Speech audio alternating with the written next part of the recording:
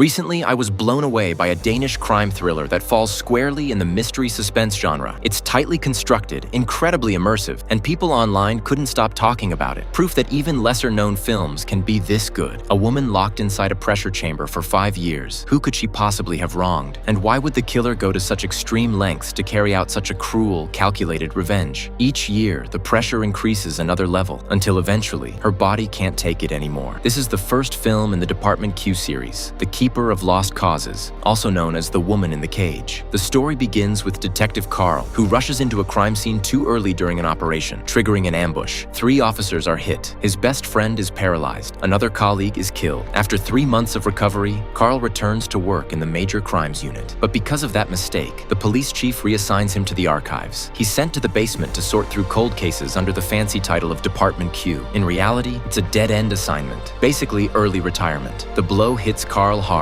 Stubborn as he is, he falls into a deep slump. However, the warehouse clerk Assad sees things differently. He's also an overlooked officer, quietly working there for over 2 years. In his words, even unsolved cases are still cases. Assad's attitude rubs off on Carl. Relying on his instincts, Carl zeroes in on an old case, a supposed suicide at sea. The two begin investigating together. The woman in that case is the same one we saw trapped in the pressure chamber. She turns out to be a highly successful member of parliament with a bright future ahead. Why would she suddenly take her own life? Even stranger, if it really was suicide, why bring along her mentally disabled brother? It makes no sense. And so, the unlikely duo is formed. Carl, the hot-headed hardliner, and Assad, the warm, thoughtful partner. They start by visiting the ferry where the incident happened, reconstructing every possible scenario. One witness claims that on a windy day, the woman, Merita, went out to the deck with her brother. Neither of them came back. It was assumed her brother may have pushed her overboard, but this theory quickly falls apart. People usually go to the deck to smoke, and she didn't smoke. Plus, the weather was freezing and windy. Why would she go out there? Also, with railings that high, it would have been nearly impossible to push someone over. Another witness says that while she was in the restroom, Merita suddenly burst in. A third witness reports seeing her mentally disabled brother being led away by someone in a raincoat. But when the police later found the brother, he was alone. If someone had tried to help him find his family, there's no way they would have just left him alone in the ferry's underground car deck. Which means the man in the raincoat is the key to the entire case. Based on the clues, Carl reconstructs the sequence. The raincoat man takes the brother, and Merita begins searching for him. She checks the men's restroom, indoor shops, and eventually the deck, and that's exactly what happened. In her search, she finally ends up in the underground parking area. She finds her brother, but before she can react, a man grabs her from behind and abducts her. When she wakes up, she's in total darkness. A voice tells her she's inside a pressure chamber, with pressure twice that of normal conditions. 2 buckets are provided, one for waste, one for food. Worse still, the kidnapper doesn't want ransom. Instead, he repeatedly asks her one question: guess who I am? If she answers correctly, she goes free. But how could she? He never shows his face. It's pure psychological torture, twisted and relentless. Meanwhile, Carl and Assad continue their investigation. They visit the brother's psychiatric institution, hoping for clues. But the brother is glued to the TV, ignoring everything, no matter what they say. With no progress, they track down Merita's former colleague, only to hit another dead end. Turns out, the man had an affair with her, despite being married. Afraid of damaging his career, he angrily drives them away, even threatening to use media connections against them. At this point, you might wonder, why would cops be afraid of that? Because Carl and Assad were never officially assigned to this case. They were supposed to just sort files, not investigate. Back to the case. Assad insists they shouldn't give up on the brother. Maybe building trust could get him to talk. So they split up. Assad stays at the institution, spending nights caring for the brother. Carl tracks down Merita's former secretary. He learns that she's always been single. Her parents died in a car accident when she was young. She had to raise her disabled brother while building her career. With Carl's prompting, the secretary recalls something important.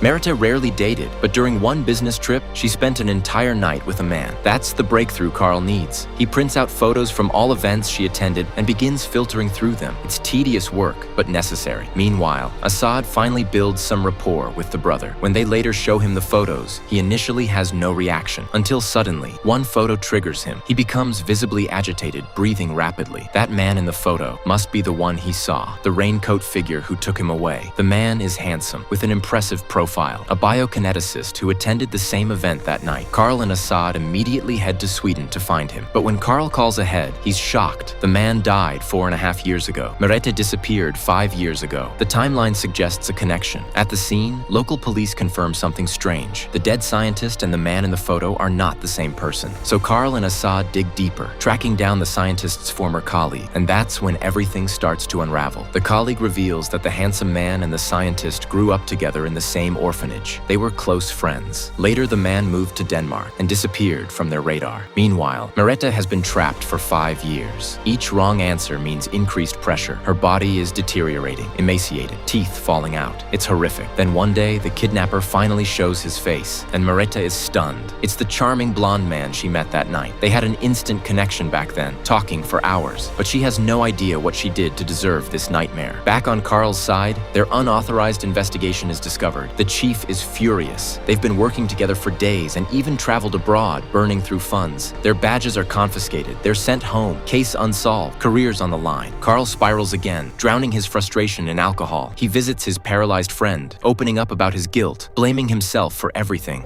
Tænk, hvis der havde været nogen derinde i live. Og vi havde siddet på vores flade ude i bilen. With his friend's support, Carl regains his resolve. That very night, he finds Assad. They're not giving up. Assad has already prepared their next lead, the orphanage where the blonde man grew up. The next day, they go there. A teacher recalls him, violent tendencies, but also deeply troubled. His father died in a car crash, and his mother was left paralyzed. That detail rings a bell. Carl checks the old accident records and discovers the truth. Years ago, Merete's family car collided with another vehicle, Jensen's family. During the drive, young Merete had covered her father's eyes, either playfully or recklessly. A truck approached. Her father lost control and crashed into Jensen's car. Jensen's family was shattered. To make it worse, right after the crash, Merete stepped out just to look at the snow. Meanwhile, Jensen grew up carrying the burden, caring for his disabled mother until he was sent into foster care. But his foster father abused him. Eventually, he escaped, ended up in the orphanage, and befriended the real scientist.